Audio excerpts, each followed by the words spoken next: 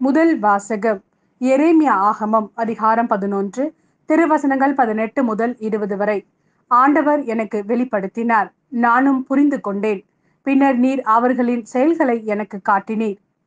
வெட்டுவதற்கு கொண்டு செல்லப்படும் சாந்தமான செம்மறி போல் இருந்தேன்.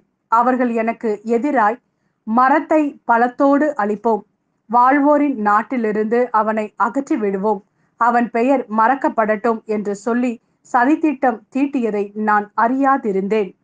படைகளின் ஆண்டவரே, நீர் நேர்மையோடு தீர்ப்பிடுபவர், உள்ளுணர்வுகளையும் இதய சிந்தனைகளையும் சோதித்தறிபவர். நீர் அவர்களை பழி வாங்குவதை நான் காண வேண்டும், ஏனெனில் என் வழக்கை உம்மிடம் எடுத்துரைத்துள்ளேன்.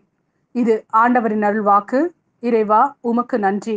யோவான் எழுதிய நற்செய்தி அதிகாரம் 7 திருவசனங்கள் 40 முதல் 53 வரை. கூட்டத்தில் சிலர் இவ்வார்த்தைகளை கேட்டு, வரவேண்டிய இறைவாக்கினர் உண்மையில் இவரே என்றனர். வேறு சிலர் மெசியா இவரே என்றனர். மற்றும் சிலர், கலிலேயாவில் இருந்தா மெசியா வருவார்? தாவீதின் மரபிலிருந்தும் அவர் குடியிருந்த பெத்லகேம் ஊரிலிருந்தும் மெசியா வருவார் என்றல்லவா மறைநூல் கூறுகிறது என்றனர். இப்படி அவரை குறித்து மக்களிடையே பிளவு ஏற்பட்டது. சிலர் அவரை பிடிக்க விரும்பினர், ஆனால் யாரும் அவரை தொடவில்லை. தலைமை குருக்களும் பரிசேயர்களும் அனுப்பியிருந்த காவலாளர்கள் அவர்களிடம் திரும்பி வந்தார்கள்.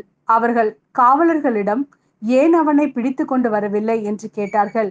காவலர் மறுமொழியாக, அவரை போல எவரும் என்றுமே பேசியதில்லை என்றனர். பரிசேயர் அவர்களை பார்த்து, நீங்களும் ஏமாந்து போனீர்களோ? தலைவர்களிலாவது பரிசேயர்களிலாவது அவனை நம்புவோர் யாராவது உண்டா? இம்மக்கள் கூட்டத்திற்கு திருச்சட்டம் தெரியாது, இவர்கள் சபிக்கப்பட்டவர்கள் என்றனர். அங்கிருந்த பரிசேயருள் ஒருவர் நிக்கதேம். அவரே முன்பு ஒரு நாள் இயேசுவிடம் வந்தவர். அவர் அவர்களிடம், ஒருவரது வாக்குமூலத்தை கேளாது, அவர் என்ன செய்தார் என்று அறியாது ஒருவருக்கு தீர்ப்பளிப்பது நமது சட்டப்படி முறையாகுமா என்று கேட்டார். அவர்கள் மறுமொழியாக, நீரும் கலிலேயரா என மறைநூலை துருவி ஆய்ந்து பாரும், அப்போது கலிலேயாவில் இருந்து இறைவாக்கினர் யாரும் தோன்றுவதில்லை என்பதை அறிந்து கொள்வீர் என்றார்கள். அவர்கள் ஒவ்வொருவரும் அவரவர் வீட்டிற்கு சென்றார்கள்.